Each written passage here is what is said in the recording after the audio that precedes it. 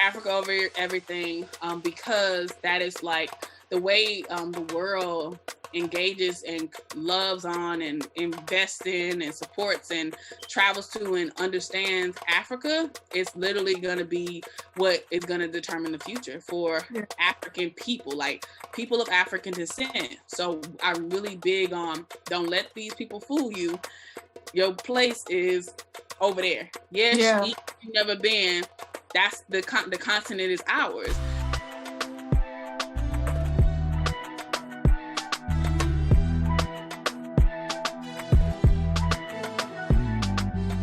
Hey, Teni, thank you for joining us. I'm Tanina. I'm Kalaria. Anna. And you already know me, Teni. I'm Jada. Hey, everybody. And Jada calls me Teni, but honestly, I do like Tiniola. So if you can bear it, please try to. I love my whole name. I just let Jada slide because we family. But I'm really happy to be here. I'm excited to see what we're going to talk about because I have no idea. I like coming to meetings that I didn't have to plan. Oh. Well, we are the First Gems, and basically we're just having conversations with really amazing people, and you happen to be one of them. I'm always bragging about you, Tiniola. You're one of like my favorite people, and I really look up to you, so I really wanted you to do this. So I'm glad you're here. Yeah, anything for you. And of course, your mama would kill me if I didn't do it. So here I am. She actually was like, you have to have Teni on there. Right. She was basically like, she probably told Jada to put me on there. But okay, luckily I'm not awful. So I don't feel like you were forced. But yeah, I'm excited. So to give y'all a little bit of background, our moms were best friends. And so growing up, I would hear so much about Miss Pam and like their adventures, their crazy stories. And I just always admired like how they were there for each other and just how they were like writers, like they were great friends. Like I really admired their relationship. And they're also the reason why my parents met, which ultimately created me and my siblings. So shout out to them. So as I got older and I started to get to know Teni, it just was like a lot of things in life made sense. You know how you like meet someone and you're just like, wow, like you can just tell like their background, like everything kind of fell into place for her. So I just want Teni to share her story and talk a little bit more about like her upbringing, your background as a first generational millennial, if you can speak on it. I do talk a lot, so you might have to like pause me, steer me, redirect, ask the question again or something. But I majored in communication, so here we are. But Teni-Ola Ogunjobi. Teni-Ola Ogunjobi. I'm a Yoruba Nigerian American, and I was born and raised in Atlanta, Georgia, Decatur, Georgia, which is like east side of Atlanta. I grew up with my maternal side, which is my mom's side. My mom's a Black American from Atlanta, and my dad was born and raised in Nigeria, and they met like when she was in a school, and he was teaching over at a school, and they met, and next thing you know, they got married and had me. But my dad died when I was really young. He died when I was about 3 years old. So when he died, at the time, of course, you don't know anything that's going on. And all I basically knew was my maternal family side growing up. I really didn't have a strong connection with my Nigerian family. And I don't know if that's because I'm my dad's only child or, distance wise. I knew his brothers, but again, didn't really engage them too much. And then as I got older, got a little bit more curious, but also my uncle came to stay in Atlanta, like to live here. Like my mom helped him come over, do his immigration paperwork. And so this is my dad's brother who's here. And I was like preteen going into, teenage years. And so I met him. And then I ended up meeting my grandfather, my dad's dad. He came over.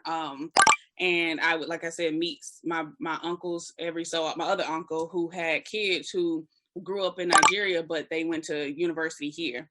And so I kind of like started to link with that family. And I have like I had a couple of different memories because of pictures. And then, because I just remember being young and going somewhere for a while and then coming back and being really odd. And people thought I was just like, lack of a better term, just like savagey or like animalistic. I would be, because I have 4 brothers and I'm the only girl. So already I was a tomboy.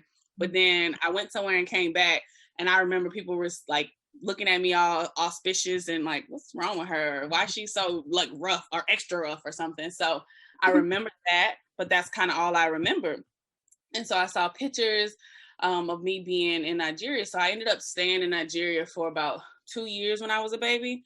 So from about 1 until about 3, when my dad died, I was there and kind of didn't understand that backstory, but I did understand that I lived there and I had photos and stuff. So as I got older, went on, graduated from high school, went into college. I majored in journalism, went to Howard University. Howard University is a historically Black college university, the HBCU. Sorry, guys. You know? We don't play those kind of games. But anyway, I went to Howard University in Washington, D.C., and just I remember growing up, and so no one on my maternal side graduated from college. Like my mom went to some school, my auntie went to some college, but didn't graduate. And so I had no real blueprint, but I was always put in these like leadership programs, and I was able to really understand the value of college. And I met people who went to historically Black colleges and universities here in Atlanta, like Clark Atlanta and Spelman and Morehouse. This is like a hub for HBCUs here in Atlanta. And so I met those people, and that was why I was able to think of HBCUs first, that it wasn't like colleges and then HBCUs. I thought of HBCUs first, and I looked at Howard because they had a great communications program, and I wanted to do comms. I wanted to be Oprah Winfrey. I don't know if everybody wanted to, but I definitely wanted to be her. And so I went to Howard. I ended up going on a trip to visit Howard, and I was sold when I just saw like 100 Black people coming out of the School of Business with suits on, and it was like game over. And I didn't even major in the School of B. You saw that like excellence, that like just wow. Blackness. I can like visualize it too. Like it was such a beautiful scene. And I'll probably play it back in my brain like doves flew out of the thing when they opened it. Like the music came, because that's how clean they came out the door, and everybody came out like in a gang, and crazy. Oh, see, if they do a promo like that, I definitely. I feel like that's a vibe in DC in general, like compared to at least what I'm used to in LA. Like DC, the guys out there, the people in general are just more professional looking, and like they have like professional careers. Not saying that being a creative or like an artist or rapper is bad, but like it's just more of a professional route that people out there tend to take. Those Black men were fine, and I was like, Jesus. So I was like in the 10th grade when I saw that. And I ended up going, like I said, this is the school I'm going to. I literally was only going to apply to Howard. But of course, my mentor is like, you can't just apply to one school. So I applied to like Hampton, applied to Miami University, Syracuse, places that had good journalism communications programs. And so ended up getting into Howard, and I didn't care about anything else. And so got there. And it was just such a great experience. And one of the things that stood out is just that I say that Howard University is like that utopia that what is it called? African diaspora. It's like that first experience of all types of Africans from all over, and you understand that it's much bigger than Black Americans. It's much bigger than, what you knew growing up, because I'm from the South, grew up with all Black, went to grade school with all Black Americans, and you probably might have caught a couple of people from different states, but you never understood that heritage part. Like you didn't know that the person that was down here from New York was also Haitian or something like that. You never knew all of those extra layers. And so Howard allowed you to really understand that there were so many layers. And of course, me walking around with a whole Nigerian name, I'm already like branded. All right, you're Nigerian. Here goes a bunch of Nigerians, and you found like Nigerians who came straight over from the continent. Then you had, of course, Black Americans who were born and raised here, that kind of thing. And so you kind of found your little like your tribe. And I honestly didn't end up like gravitating towards like that African Union Nigerian group, but I knew about them. And the one thing that probably kept me from it was that because I know Howard, we have a lot of bougie Negroes, and so that's the experience that I kind of got from a lot of that African Union stuff. And it wasn't awful; it just wasn't my crew. And so I gravitated more towards Black Americans from all over the U.S. So I had friends from Cali, friends from New York, friends from Detroit, friends from New Orleans, like all the major Black cities, all of Chicago. So that's how I was able to go to all the Black cities, because I now knew everybody from a urban Black city. So you had LA and Compton, right, for Cali. Then you had Detroit. Then you had Chicago. You had New Orleans, like all of that. So just finding out how there was such a layered situation amongst Black Americans, right? Right. We started to peel back and understand again, like the origin, Nigerian, the Haitian. I met somebody, I had a real cool friend who was Dominican. And I'm like, how are you Dominican? He was like darker than me. And like he spoke Spanish fluently. Yeah. And I'm just like, what? I don't understand it, right? So you really had to, you learn because you just became friends with all these people. And his whole family spoke Spanish. And I was like, how you're so dark, and you're so that's when I started to get the African diaspora, understanding Black heritage, Blackness. And so you just got that deeper layer of it. And so Howard University was definitely like a master class in African diaspora. And you also, of course, get enriched in African American history, African history in general. And so, yeah, I just grew deeper and deeper in love with it. Because I had people were telling me, oh, you went to school, grade school with all these Black people. You need to go to like a PWI to experience diversity. But what I really learned after having left Howard and did my master's program was that there was no diversity like that diversity, because Black people are literally all the layers. Like we literally can be everything. Exactly. And it's not like it's not a ethnic diversity, because I went to Cali. I did an exchange program while I was at Howard, because I would have graduated like a semester early. So I said, oh, let me do this exchange. I was either going to do UCLA or UC Berkeley. And I ended up doing UC Berkeley. I get to UC Berkeley, and UC Berkeley has 60% Asian, 30% white, less than 5% Black and other and all this stuff. Yeah. And it was so crazy because the Black students, they had like this themed hall, like basically segregating themselves on these hallways. Yeah. And then they would have like the Black people's, this Black student union shit. Sorry. Yeah. Black student union stuff they were doing. Like they're like, oh, Wednesdays are our days on the yard. I'm like, no, every fucking day is our day. Right. Like, Howard didn't exclude us to be in over here one day of the week, because we could be anywhere. We were, and I realized we weren't just, we were Black students at UC Berkeley. We were college students at Howard. Yeah. Wow.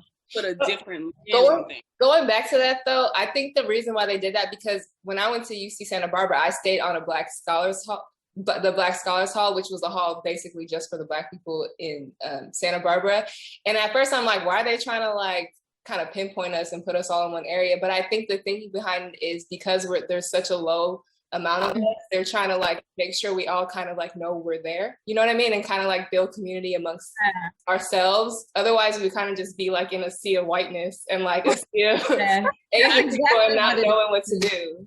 That's exactly. I got it. I really understood that part. So it wasn't me saying that you shouldn't do it. It was just me saying like, oh, that's pretty sad though. Because if they went to Howard, they wouldn't have had to do that. They wouldn't have had to, group over here into this corner. They would have. That's the reality of most universities that aren't Black universities.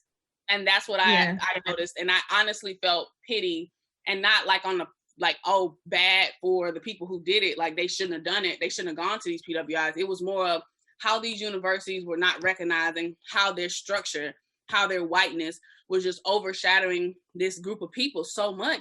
that they felt they needed these things. They felt they needed to strengthen and protect and rally and stuff. So I thought that was the pity part, where universities fail these kids. And so that's what I experienced. That's what I understood from coming from Howard to there. And keep in mind, I only was there a semester, but even in that semester, it was easy for me to like pull that out because I went to Howard. You just don't go from all of that Blackness, all of that freedom. Like I felt really liberated at Howard, to then being like over here in this corner.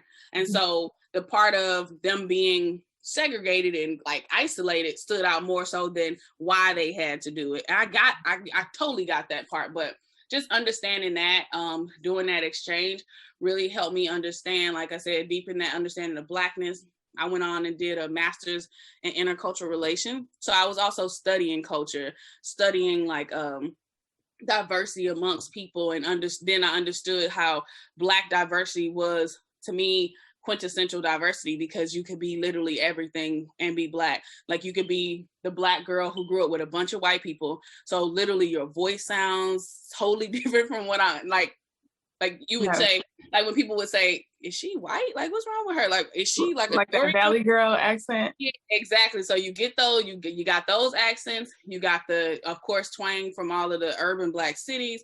But I was just noting how that's what I was able to experience and understand, and not that, and I was then able to understand where you don't call people that, you just understand that they had a different experience. So it was like experience diversity, which I loved. More so, another point I wanted to point out at Berkeley had Asians, 60% Asian, but you would talk to a group of Asians and they're like, yeah, no, I'm from the Valley. Like she would clearly look Chinese or Japanese or whatever. And she's like, no, I'm from the Valley. And she would have her whole Valley girl accent. And so she didn't identify as this first generation, blah, blah, blah, second. No, she's like, no, my identity is Cali, Valley girl, LA. That's how it was going. So I noticed how while they had visual ethnic diversity, they didn't have experience diversity. So you had 60% Asian, but I would say 80% of the students, 90% of the students were from California. So if that many of the students, and it's probably because of the scholarship or whatever happens with the University of Cali system, but you get what I'm saying. They just kind of piled everybody at a University of California school, and these people were already from Cali. And so that then means you don't have that. I had like Cali, New Orleans, you get what I mean? I had Chicago, I had New York, straight from the continent. So that's kind of what I noticed, and that stood out about diversity, about culture. And it just, I grew even more in love with it. And I took it on like in my career in nonprofit. So yeah, that's kind of that to, I guess, college ages. And then even after college, after Howard, I did Peace Corps. And then Peace Corps was a part of a, they call it, Masters International. So Peace Corps had a program where you could get a master's, and you could use Peace Corps as your like practicum. And so I did this program and had never heard of Peace Corps really. I remember a girl at Howard mentioned it, and she was like, yeah, I'm just gonna join the Peace Corps. And she made it seem like a hippy dippy type of thing. And this was like one of the Black girls who grew up with a bunch of white people. And so I was like, yeah, whatever she's talking about, I don't know. But I remember her mentioning it. And then next thing you know, I heard of Peace Corps when I was looking at master's programs. And so I went into it. You had to get into Peace Corps and you had to get into your master's program. And I ended up looking at a school in Cali, the UC, University of the Pacific. And what I thought was that I had to go live there. So University of the Pacific is like an hour east of the Bay Area. I love the Bay. Oakland's one of my favorite because it reminds me of like East Atlanta. But I did this program thinking I had to come live in Cali in that part. And then I found out that they give you the degree, but your your classes and your programming is through this this institute in Portland. So here's this urban Black girl, went to this Howard University. Then I go over here and staying in super white Portland. And like Portland is so white. And I went to Portland. I didn't have to stay there like a year or two. It was more of these things called residencies. So you would go there for like a month or two at a time, and you would get your classes taught by your professors, and then you would turn in assignments over a semester. So I did this 3 times. So I stayed in Portland probably collectively maybe 3-4 months or so. And after I did the 3 semesters of classes, I then was able to do Peace Corps as my 4th semester. And then you were supposed to write a thesis type of project to turn in as your finished product. So it took me about 5 years in that program because of Peace Corps mixed in with that. And so I did Peace Corps after I finished like the classes. And Peace Corps, I was in Mali, West Africa at first. And I got into it. It was like, I didn't think I could do a Peace Corps situation because you normally see like the REI, like camping people doing that kind of stuff. And I was not that girl. So you learn that long as you don't need maybe a curling iron and a whole bunch of makeup every day, you might be able to make it through Peace Corps. Seriously, because where you gonna plug in the curling iron? Right. Exactly. Or like it was really, people thought it was nice. Like, nah, I was living in a hut in the village with the sand and oh my God. Like exactly. So if you can't do that, then it might not be for you. So that's why I laughed. Like I said, okay, I'm a boy basically. I'm like, I can work this out. I know how to ride a bike. And so I ended up going and living in Mali, and I stayed there for about 8 months before there was a coup d'etat, a strike against the government. And then I had to be evacuated out of Mali. And they were saying we were just gonna go back home. And then when we had to go to Ghana for a couple of weeks to do like transition. And this was my first time in Ghana. And so I'm in Ghana, get to transfer. They say, oh, there's a couple of options. Senegal became an option for me because I always wanted to stay in sub-Saharan Africa. They had like, you had to align with your sector. I was in the business sector. And so I ended up aligning, ended up going to Senegal. And I was in Senegal for the remainder because Peace Corps is like a 27-month situation. Where I did 7-8 months in Mali and then 19 months in Senegal as a Peace Corps volunteer. And then I ended up staying. Is there a huge difference? Like, I feel like you've been to a lot of African countries. Like, have you noticed like a huge difference in like the vibes of each one? Or is there like a commonality that you notice through visiting? There are definitely a lot of commonalities and a lot of differences. One, because Africa was colonized, of course, and they have Francophone Africa, they have Anglophone Africa. So French-speaking countries, English-speaking countries. Mm-hmm. And I was in Senegal and Mali and Senegal are Francophone. So the French colonized them. And so you would notice, of course, language-wise, the differences, but also with Mali was one of the poorest countries in the world. So I think it was like at the bottom 5. So Mali was super, super underdeveloped and really poor. And then, so in Mali, I had to learn Bambara, which is a local language there. And I really was able to use Bambara throughout the country. But in Senegal is considered like the hub of West Africa. It's like a Paris of Africa, they try to say. So Dakar is. And they have a lot of NGO headquarters there. So you just saw like there was a little bit more infrastructure in Senegal. There was a lot more nonprofit, like I said, headquarters and people there. So you were able to notice that difference in development. And then around the country, you really needed French. And so I took classes of French at Howard, but nobody in America teaches you languages like actually going into a country and speaking the language or growing up with the language. And so it was like literally having to learn it all over again, because reading French and writing a paper on French is not the same as speaking it. So I had to learn French in Senegal. And so that was to me a difference, like infrastructure, support. And then I ended up like going to Ghana, and that being an Anglophone. So you see their influences by the people who colonized them. And so same with Nigeria, they were colonized by the British. So you see like they celebrate certain holidays. They speak, their English is British English versus American English. And even like the school system, like the Senegalese school system is like the French school system. And so you think about those pieces, right? Infrastructure wise, education wise, language, those are all different, even in, and this is all West Africa. So I noticed that a lot. What I loved though about what was similar was that African people really just, you'll see families, because I lived in the more rural areas, and so I was living in a hut or living attached to a family's house that was made out of like this weird mud. Is it like red mud?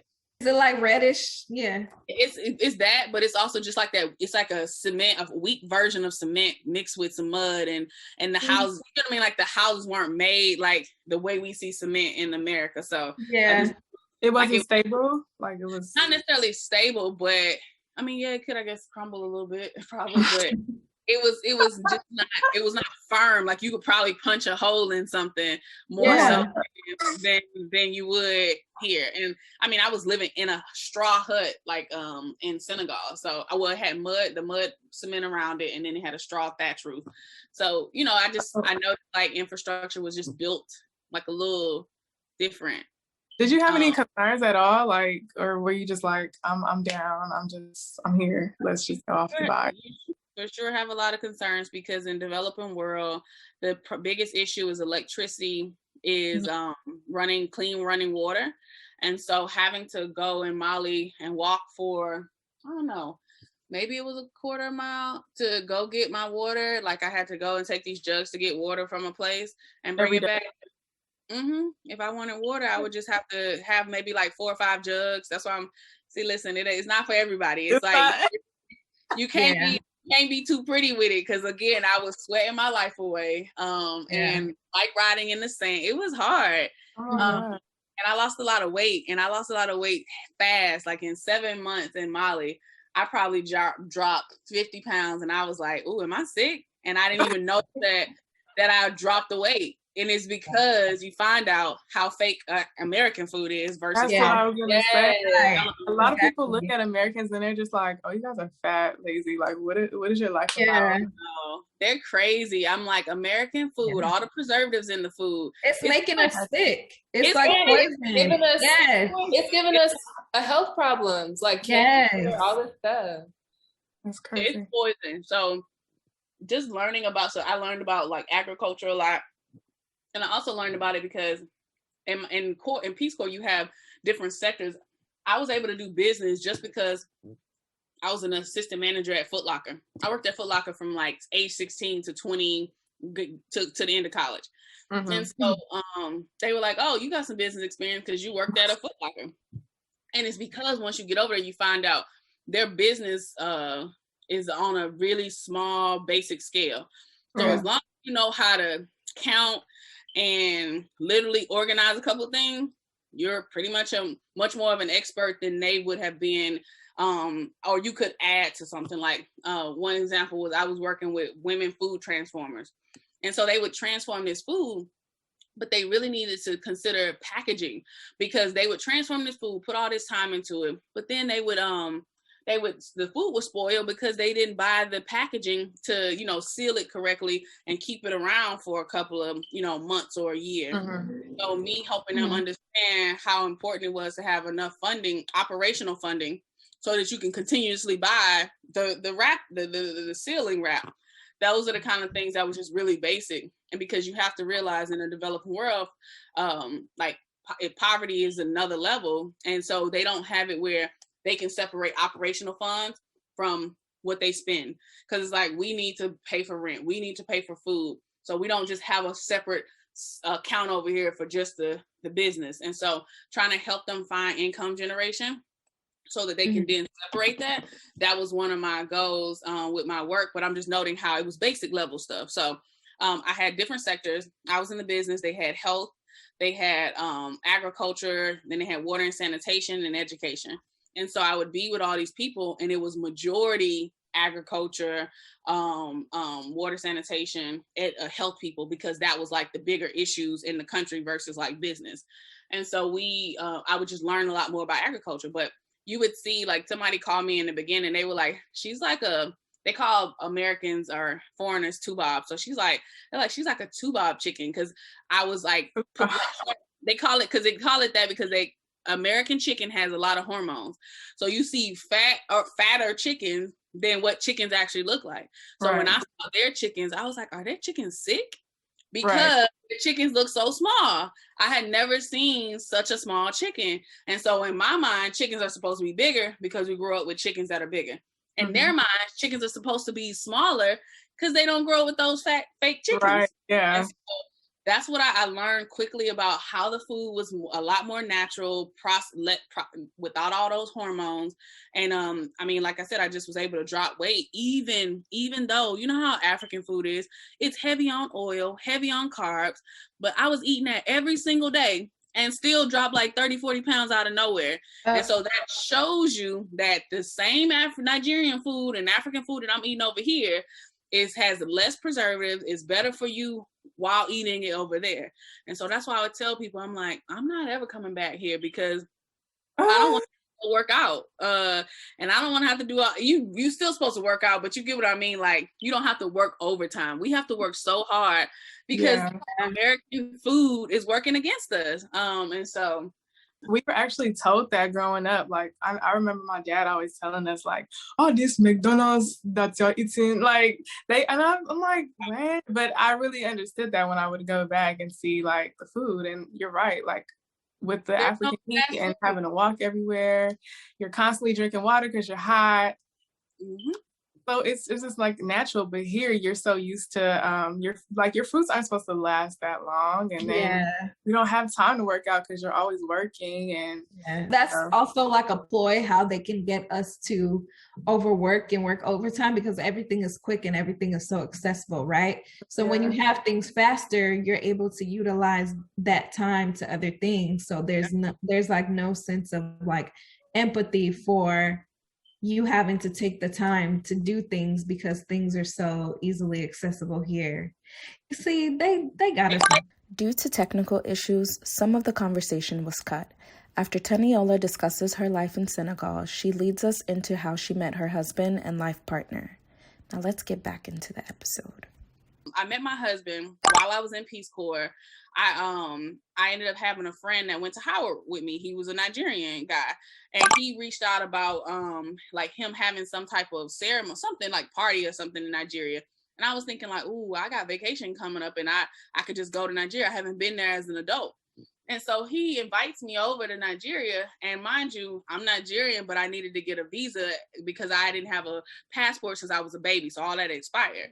So I go to the Nigerian embassy in Senegal in the car, and I'm filling out my paperwork and waiting on the guy to take my paperwork, but I filled it out. And this guy comes in and he's like chatting it up, joking with the people at the front desk. And he like looks over at me like, he's like, he's telling the guy that works at the front desk, like, why do you got these people waiting? And he comes over and jokes with me like, what is he having you waiting for? And he's talking to me in French. And my French isn't great, but it's enough to communicate to you like, just trying to get a visa. And he's like, why does your French sound like that? And I said, because I'm not French. And then I start to speak in English, and then he starts to speak in English. And so it's just like some little annoying guy that's like in my business, like looking at my visa application. He's like, hey, why are you messing with this girl? Her whole name is Nigerian. Why she even got to wait in line? And he cracks that joke. Then when I'm just like, okay, whatever, let me go back to my business. So I go put in my visa application, and then they normally tell you to come back in 3 days. But this guy tells me, come back the next day to pick it up. And so I come back the next day to pick up my visa. And this same guy comes in randomly to drop off, because he was working as cause he just like consults with people because he was a linguistics person though. So he spoke French, he spoke Wolof, he's the Igbo Nigerian. So he is there dropping off some paperwork for a guy. And then I see him again, and I guess he notices me, and I didn't really notice him, but he comes over and he leaves, but then he comes back. He left and came back, and he asks me for my contact. And I'm just like, contact? Oh, he's like asking for my number because I hadn't been in a situation where somebody like tries to holler at you. So that's how I ended up meeting this guy who wanted to, because he's like, oh, you got your visa now, so you're about to go to Nigeria. He's like, well, you're American. Let me put you up on Nigerian food. Mind you, I done ate all the Nigerian food. I just am playing along. You know how men want to think they showing you something? He texts me. I ended up like connecting with him, and we went to a Nigerian restaurant because I'm like, oh, where is this Nigerian restaurant in Senegal? Because I hadn't heard of it. And so we go to a Nigerian restaurant and we're eating like egusi, and he's just like, that tastes really good, huh? You never had that before. I'm like, I've had all of these stews, right? Exactly. And so he's just like thinking he put me on to something, and that's how I met him. Like, I met him on December 12th, 2012. And then we go on this like date, and then I go to Nigeria for like the Christmas holiday. And he calls me while I'm in Nigeria, and I'm thinking, who's this random guy? I know the phone call is expensive, so he must really like me. And then I come back, and then we end up dating in January. Like, oh, we can get together and date. And then he asks me to marry him like a couple weeks later. And I'm thinking, of course not. That's crazy. Like, nobody gets married like that. Like, what are you talking about? And I, of course, am just like, no, basically. And I'm like, can we just be like boyfriend and girlfriend first? We haven't even been that. Like, we were date. Like, you meet me when I come back, and we go on another date, and then it's like, damn. So he asked me to marry him in that like February 2nd. And then I went to Paris for my 25th birthday, because that was like a dream. Like, go to Paris, experience the Parisian life as a Black woman. And I'm there, and I have this dream that I'm going to marry him on August 2nd. And so I tell him this, and I get married to him on August 2nd, the same year. So I married him. I met and married him in 8 months. And so I realized like it's the culture, the societal culture of America, where we date people for what, 4-5 years, 10 years before we get married. Crazy, like. But that's kind of how like it is. It's a real weird thing where you have to consider, you know, what is society having you do versus what is reality. And I'm like, this Nigerian guy, when I tell you I tell people, I'm like, I don't care if it was juju, I was done for. Like, they will fly in, and you, next thing you know, you in love, and boom. So that's kind of like having being in an intercultural marriage, whereas I, of course, am immersed in a lot of American culture, Black American culture, and he was born and raised in Nigerian culture, but he had lived in Senegal for 10 years. And like, this man is fluent in 4 languages and just kind of like really worldly. Because I feel like everybody growing up outside of America, and maybe like France or a couple other first worlds, they really understand world culture, world history. We, on the other hand, only understand like American culture, American history. And so I really just gravitated towards that piece. And I kind of felt full circle, where I grew up this girl that didn't have such a big Nigerian tie. Although I grew up with this name, people would kind of assume it and like align me with first-gen immigrants who had both parents that were born and raised there, and, you know, joke about it. Because you remember, it really was like they didn't love us back in the day. Now all of a sudden, they love us. And so he's now in the culture in a time where they love like the Nigerian, like the culture blend. They love it now. I say flavor. They love. It's like y'all just want the style. You want to smell like Nigerian. The aesthetic, the Afrobeat. Now our music is blowing up, and everybody is stuff shit. And I'm like, okay. So now we're hot, and it's like, well, we've been hot. Like, what? Y'all just didn't know it. Y'all just didn't know it. Or you were hating so much that you just could not take it.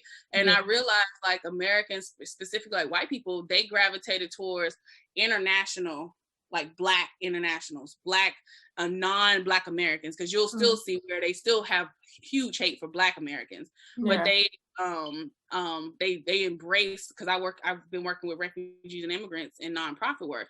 They embrace the non-American. You're saying like, dang, they love these Central Africans, Southeast Asians. They love the East Africans, because it's more of like a needy situation where, they had to flee from and so now they come over here and we get to like white save them. So they love that part. But they they still don't love Black people, Black American, Black culture for real. So you're seeing that wave. But I really just, like I said, now being married to a Nigerian, having a whole like in-law side over like Igbo Nigerians, and then I'm the Yoruba. And then my stepdad, my mom ended up marrying another Nigerian after my dad died, and he was Oguni. So I I have 3 tribes that I blend in with and work, have family with when I go to Nigeria. And so it's been a real intentional thing on my part to go to Nigeria regularly, literally go every year. I didn't go last year because of COVID, but Jada and I had just come back from Ghana and Nigeria 2019. How long did you go for?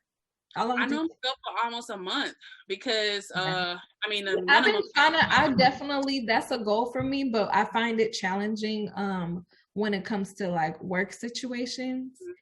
And like explaining that, like having to explain that I was able to do it one time, but I think I was only like cleared to go for like a week. No, I think it was like a little over a week, but it was so not worth it because the amount of time it took me to travel there, like it just was not worth going for a week to just get even regulated. Right. Yeah, just to get my schedule like back. So that's one thing that I found challenging. It's hard to explain to people who don't have that perspective that like this is like an important like family. And I'll reiterate what I said. This is like an important like family like tradition and custom to be able to go back yearly, see my people. You have to. I tied it in with like because holiday time is normally a good celebratory time where everybody cooking and you're gonna always have some food, because I mean they do that in general, but in the Christmas time, like the holiday, like Christmas to New Year, that's when it's really heavy. And so I've gone in between those times and I've gone in the summer. Those have been like open season times. And I'll note like I working in nonprofit, I've had a little bit more flexibility, more so in the last couple of years than before. I'm a director at a nonprofit. And so just being at the level I'm at too, where I run the team or I make my schedule, or it's like I'm getting these vacation days.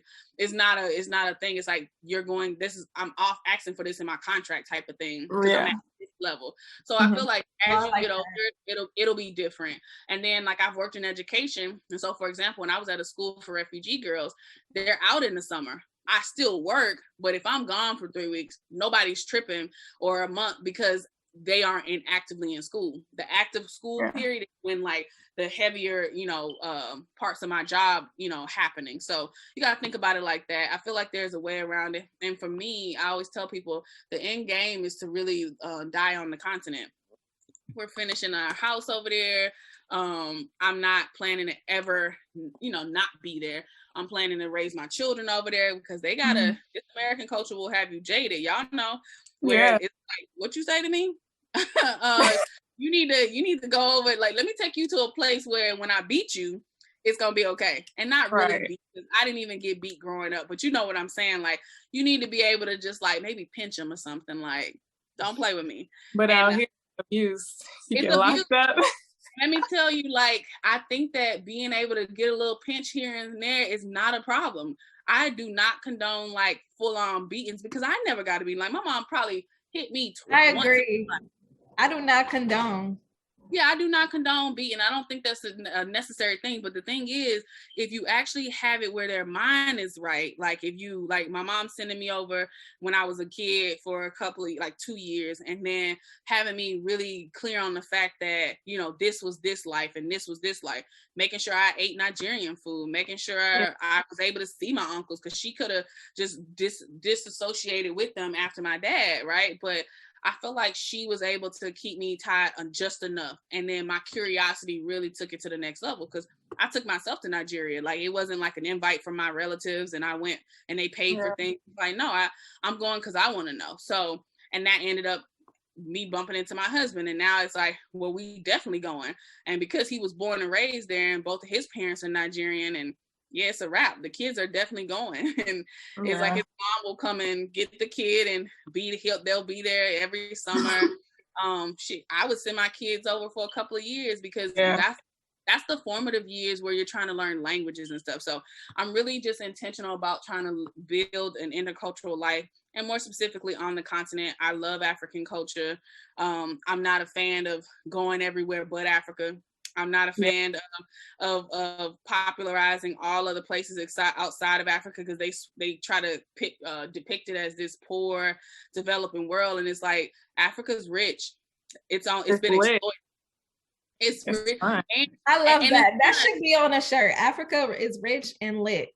Yeah, it's like, it really is. It's like, are y'all crazy? That's where all the flavor comes from. That's where all the resources are coming from. And so if you understand the history, and I would say I'm way more clued in because I lived there. Had I just gone just for vacation, I might have not gone deep enough. But I lived in like 27 months in Peace Corps, but I also did an extra 2 years. So I lived there almost 5 years. So I was there in the culture, experiencing Africa, experiencing Senegal, experiencing Mali, going over to Nigeria, doing Ghana for, about 5 years. And like I said, I go back now every year. It's like a must. I'll go to other places. And when I do go to other places, it's like other developing worlds. So and then when I go to those developing worlds, I'm finding the Black culture there. So I went to Belize with a friend, and you find out that they have the Black Garifuna people, and the Garifuna people are actually Nigerians. They, the ship crashed and they were over in there. So then, I go to Belize looking for Black people.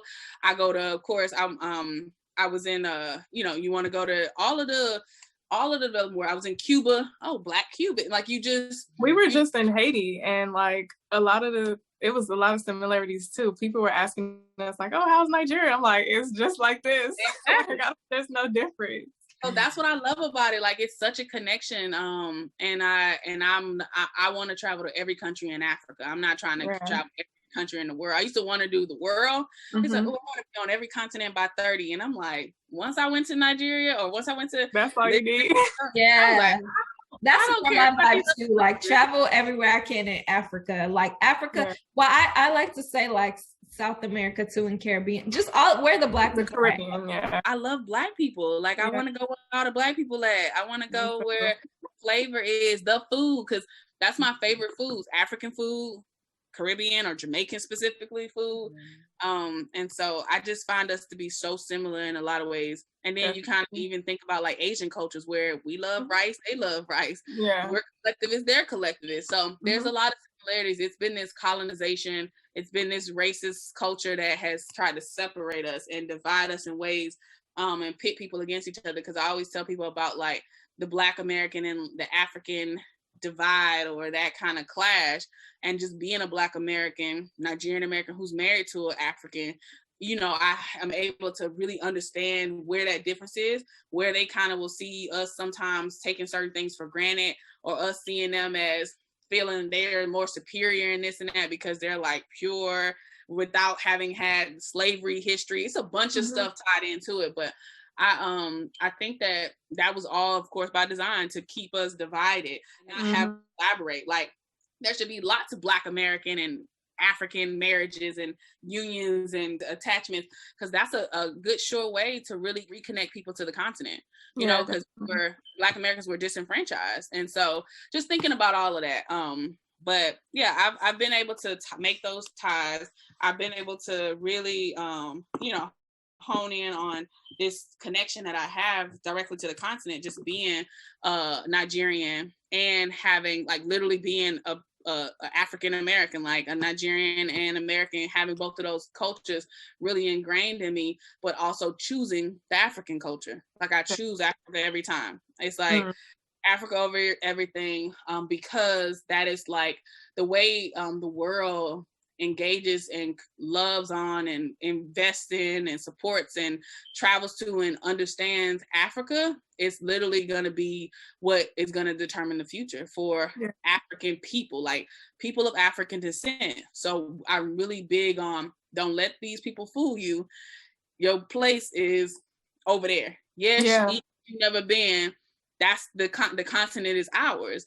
And so don't let them tell you otherwise, because that is the goal. Because you think about it, they will tell you all this National Geographic mumbo jumbo about Africa, meaning like it's all like rural and underdeveloped and poor and this and that.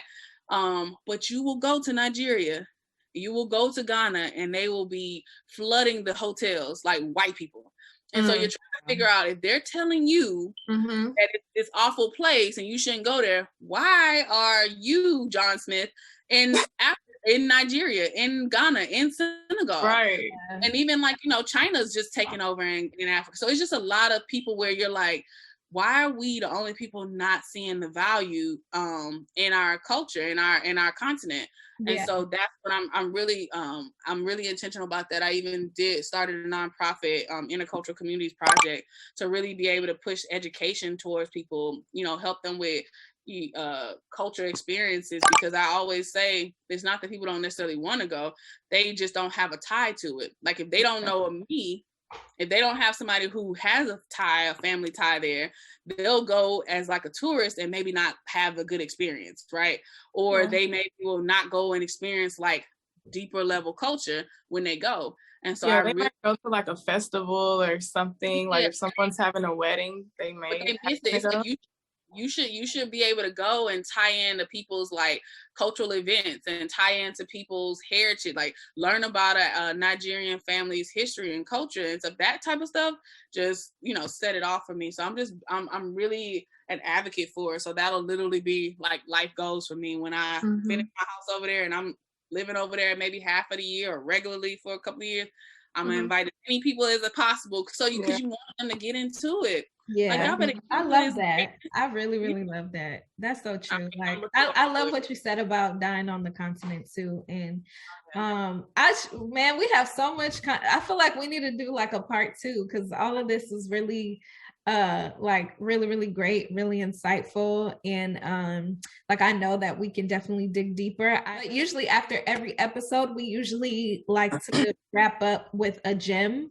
So we'll each go around and give a gem that our viewers and listeners can use based on what we talked about. So I always learn a lot from Teni. Like she mentioned that we were in Nigeria and Ghana together. So I was getting all this information on a daily basis. It was very motivational. So I really wanted you guys to like just get to know her a little bit better and to share her story as well. But part of my inspiration for loving Africa comes from Teni, like really. We went in 2016, that first time that we went as adults, and that kind of like awakened something in us. So it's become a priority to me. So prioritize getting back to your roots, at any cost. I know like that first year that I went back as an adult, I was working at a really good job and I told them that I wanted to take this amount of time off. And I just quit because I was like, if y'all not gonna give me this time off, I'm about to go be with my people. I don't care. So every year I make it a priority. I love being from Africa. I love being Nigerian. I love my family, and all of that is priceless. You can't put a price on it. I would give up any job, any whatever. I want to go home. Bye. That's where I'm gonna be at. So my gem is to prioritize your roots. Prioritize getting back to where you need to be at home. Yeah, with Tiniola, I mean, it's always just a pleasure. I know we've crossed paths multiple times, and like we didn't get into like Peace Corps history and whatnot, but a lot of our experiences are similar. So I think a lot of the outcomes and philosophies are also the same. And I really appreciate just like your journey overall in really trying to bring and put Africa on the map and the continent on the map for people. And so I think for me and just for everyone else, a gem would be like, stick to the vision of like building bridges and connecting people. Because that could be through travel, through culture, through learning a different language. I feel like those experiences, specifically the Peace Corps and living on the continent, have single-handedly been those experiences that like made me who I am. And that's also like continuing to look at people and be like, oh, you're first gen this, you're first gen. Like that's how we created this platform, because we're building bridges and connecting with people. So that's definitely a mindset. That's a gem. Thank you. I would say, wow, we talked about a lot, but I would say that your experience in life doesn't have to be so like one-dimensional. I would say look into ways that you can, I've been saying this a lot, this phrase, like I want to have like a colorful life. Like I want a lot of different experiences. I want to immerse myself in different things, try new things. Like you don't have to do what you're doing right now. If you really, really think about it, you don't have to like, let's say you're here in the US, you don't have to just stay here and just be so tied to here. So I say like, get out there and have more of a colorful life, add a little bit of color to your life, add a little bit more experiences, push yourself to learn more about different cultures, traditions, and things like that. I love that. So y'all are, I'm thinking like y'all gotta all be younger than me. I'm assuming. But I was like, ooh, y'all got some really good gems dropping, and I'm thinking, dang, they took a lot of good stuff. Because I'm just big. My I would say my mantra, I really just look at trying to live a life where I'm not only. It's one of my favorite quotes by Maya Angelou, where she just talks about basically, my mission in life is not merely to survive, but to thrive, and to do so with some passion, some compassion, some humor, and some style. And so I'm big on living a really intentional life and living it at level, like thriving levels. And I would say the gym is to really define what thriving is for you, what success is for you, and really go about it in that unique way, because a lot of people get bogged down by what a societal norm is, and I just kind of want to debunk those and throw those out the window, because there's really no such thing. It's really about you as an individual, understanding who you are, because I think self-awareness, like know thyself, self-awareness is the biggest thing. So that involves you getting into every aspect of your heritage, every aspect of your culture, you digging deep intentionally. Like I didn't have it where it was just in my face, or both of my parents were allowed to force it down my throat. It was more of like, I want to get into this. I want to know more. So I found a way. And so really being intentional in every aspect of your life, to be able to know who you are, to embrace who you are, and really be intentional about being around people who will allow you to be that person. Like I'm in a career where I'm not forced into a box. And even when they tried to force me in the box, I quit. I rebelled. I, wrote the board of directors. And so I would say really be able to know yourself enough and resist that societal norm, and really create whatever the norm is for yourself. And really be intentional about living that life towards that success, towards that thriving on however you've defined it. And so that involves just really getting into, like I said, culture. For me, it's like culture is the center of everything. And so being able to get into the culture intentionally, whether it's your culture, other people's culture, learn more about culture, and, really allow it to guide you, because I think it has so much more. It has so much to offer you. Culture does. And so I would say everybody is consistently centering culture, your culture, other cultures, adapting to other cultures, learning about other cultures, integrating into other cultures, marrying into other cultures. Don't be just kind of don't let that pass you by. Don't allow your comfort of knowing one culture and staying in that culture keep you from exploring and really getting into it. So be intentional. Yes, definitely. Yes. Well, Teni, this has been a wonderful conversation. Thank you so much for joining us. We learned so much about culture, about your life, about your journey. I'm excited about your journey to motherhood. I can't wait to see how this baby is going to be. It's going to be the most lit baby ever. I'm so excited for you. Like, you're going to be an amazing mother. I'm proud of everything that you've accomplished thus far. Thank you. I'm really proud of you, ladies. I really appreciate these conversations, because somebody's got to keep the dialogue going, that oral tradition. So, kudos to you all for doing that. And I wish you luck on this journey, and just in life. You got so much to look forward to. Don't trip about not being married or being with your partner just yet. I don't know how I stumbled across mine. I will say I stumbled across them in the world. So you got to get out there. So definitely. And staying, so go on those trips. You might meet your husband in Jamaica. You might meet whoever, or partner who you're into. But I'm just noting that that's where you're going to meet him. I literally randomly bumped into mine in a place that I was never supposed to be getting a visa, because I was supposed to already have paperwork. So you think about how fate works out. So think about that. Think about getting into the world, and y'all gonna be good. Y'all already headed there. Y'all got some good heads on your shoulder. I'm now confident that Jada is gonna be going places, because she got a little crew that actually got something here and is influencing her really well. So I'm grateful. So. Oh, thank you so much, Teni. They always been here, but we getting more into it, like our travel adventures and stuff like that. Thank you. Yes, Teni is actually Superwoman out in these streets. If y'all haven't. Yes, wait, Tiniola, where can viewers, listeners find you, connect with you? Like what are upcoming things that you want to promote, let people know about? I'm on social media, but I also have a website for my nonprofit Intercultural Communities Project. So you can check out interculturalproject.org, and that will kind of keep up with events that I promote, because basically I'm working to promote and build bridges and sustain intercultural communities, which for me is mostly in African cultures.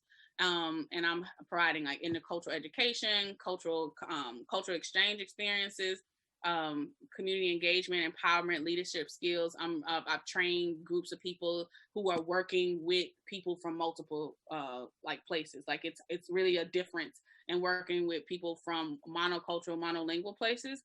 And so just having had that experience and now built that expertise and that training, I do that kind of work. I'm currently in a PhD program, and it's international conflict management. So I'll be at a level to be able to train those internationally, working with people from different cultures. And so I'm just positioning myself in that way.